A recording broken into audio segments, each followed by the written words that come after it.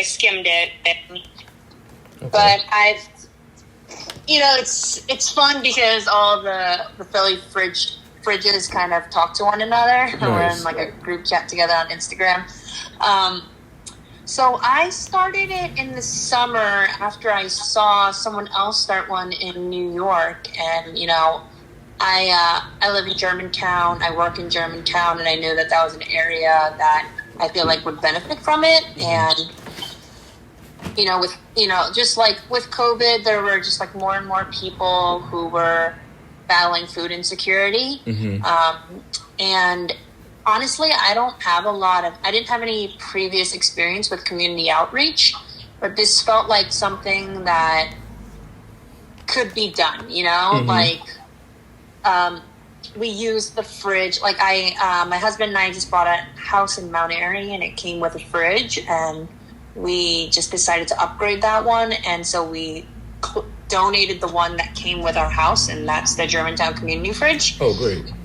Yeah. And then, Instagram, I reached out to people, and the community has really, really shown up, and it's been really, really beautiful. And so it's for the community. It's community run. It's community led. So it's been really great. Oh, great. No, it sounds like it has been. So how did you get everything together? Like what was your process, and like what steps did you follow? Because you said the community fridge individuals, they also followed like a model from New York that they had seen.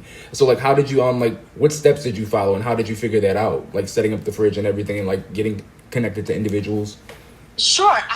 I think the beauty of it is like everyone does it their own way because community fridges are still so new. I don't think there's really a blueprint to follow to do it the correct way. Okay. Like some of the fridges in Philly don't have a pantry. The one in West Philly is like an industrial one that's like very long and wide and like all glass in the front, so it fits more. We went with the model where we wanted to build a shed. We put doors on it in case we ever had to close it at night, or if there was like a weather storm that was coming. Honestly, I reached out the old school way just to like people in the Germantown community members that I knew. I'm a fourth grade teacher at Green Street Friends School, which is where the fridge is located outside of. Oh, so I reached out to a few parents that I knew were in the Germantown, who were active in the Germantown community, and just asked them to spread the word about it. And through that, we really created a tight little, Germantown is a very tight-knit community, and so the people who are interested in helping out and interested in mutual aid, they were like, I can help with building the shed. I have carpentry experience. And other people told me these are some groceries and bakeries that might be interested in donating more regularly. And then we just created a sign-up genius. Well, in the beginning, I was plugging in everyone's names, but now we have a sign-up genius where someone checks on it every AM and PM, and you can make donations through the VENMO and Cash App. And honestly, it's been easier for me because people really believe in it and want to help out. And so it makes it a lot smoother in terms of operating. Yeah. Okay. So what food sources do you have for the fridge? So we have the regular community members who are allowed to donate whenever they want. It's a 24/7, 7 days a week fridge. Okay, great. So they can donate whenever they'd like. And we have just a few rules just about if it's raw meat, it has to go into the freezer so that it doesn't contaminate other foods.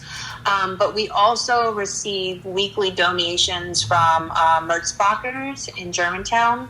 We have donations from Bread and Bets in Chestnut Hill. They donate 4 times a week. On Saturdays, Sharing Excess in West Philly will help with food boxes. We had a Weaver's Way did a Giving Tuesday for us where people could donate $2 at the cash register, and with that money we order produce boxes with them that come twice a week. And we also work with Krista Barfield, who is an urban farmer in Germantown. I think her organization is called Farmer John, and she also brings a large box of organic produce every week, once a week as well. And this is all fueled through community donations. Oh, great. It sounds like there's been a lot of like community involvement and volunteers, but what has been the individuals who actually come and receive the food or come and go to the refrigerator to get the food? Like, what's been that community's that portion of the community's response? It's been great, honestly. Like, no one's ever like watching the fridge all the time, so it's really like it's been through word of mouth that a lot of us have heard different things. You know, like when volunteers go, they'll be like, "Oh, I met this family or that family who said that they're so grateful that the fridge is here." It's cute sometimes.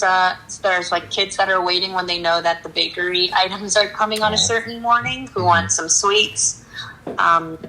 There was a lady who left like a little thank you note with an expo marker on one of the cases on the fridge, which was sweet. And yeah, it's really, really great and humbling. Every time we go, you know, you see someone who's using the fridge, and sometimes you see people who are swapping, like they'll bring something for the fridge and then also take something from the fridge. So it's been a nice way to also meet community members in that way too.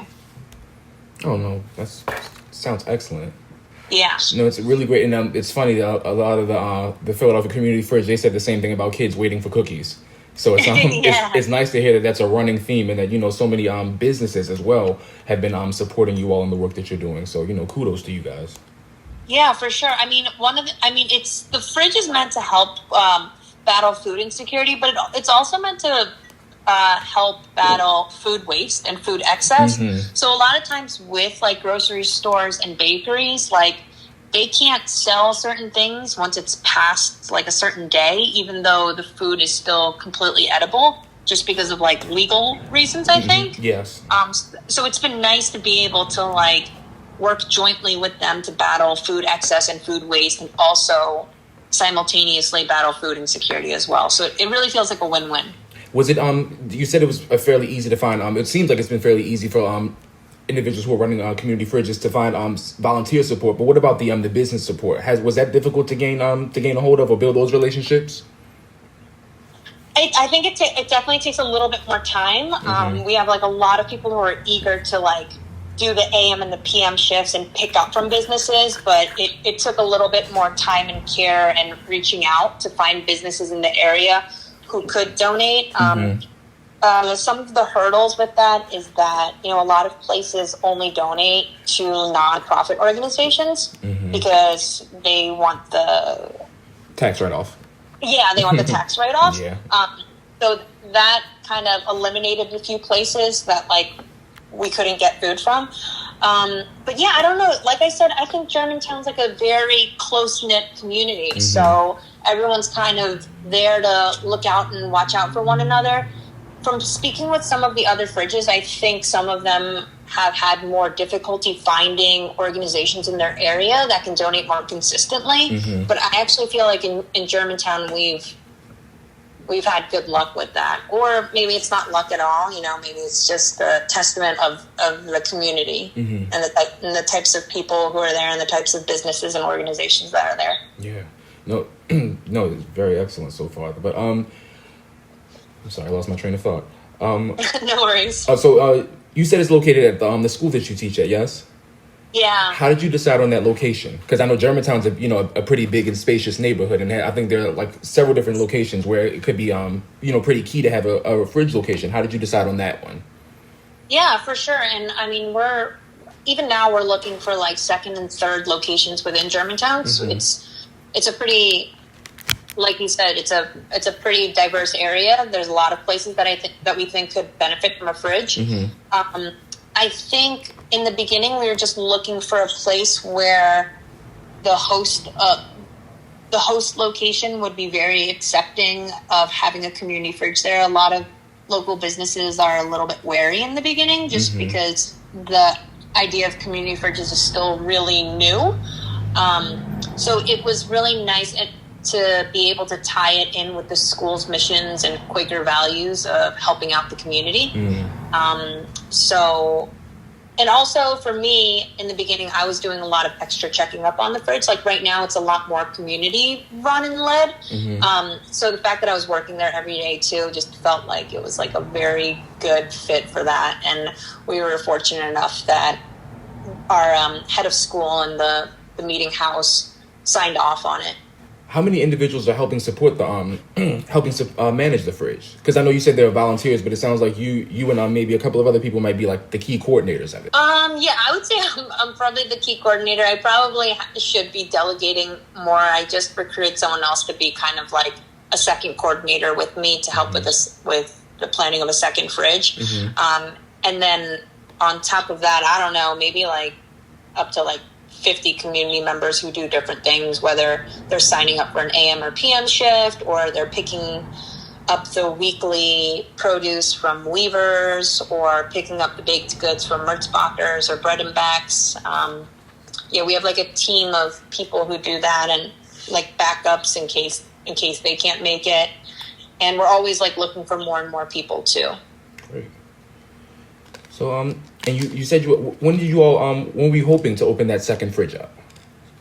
We're hoping pretty early on in the calendar new year. I'm hoping. We're talking about, it seems like we have a fridge that would work, and we have permission from the place. And so it's just about coordinating logistics and using what we learned from the first fridge to make sure that our second shed is sturdier, and we think through all the details before we launch it.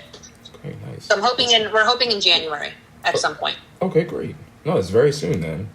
Yeah, hopefully. Fingers crossed. No, given the work that you all are doing and the support that's just pouring out for so many resources like this one, I think you all I have my fingers crossed for you all too. Thank you. So my final question is what should people know about hunger and food insecurity in Philadelphia? I think, I got some data from Feeding America, and I don't know the stats right off the top of my head, but they were showing how the percentage of people in Philly, like maybe just like even like 1 in 6 people are suffering from food insecurity.